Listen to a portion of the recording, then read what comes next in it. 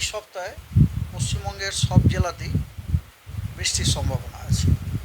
সবথেকে বড় কথা, সপ্তাহের শেষে দক্ষিণবঙ্গের জেলাগুলোতে আইদার ফেয়ারলি হোয়াইট স্প্রেড অথবা হোয়াইট স্প্রেড রেনফল হওয়ার সম্ভাবনা আছে।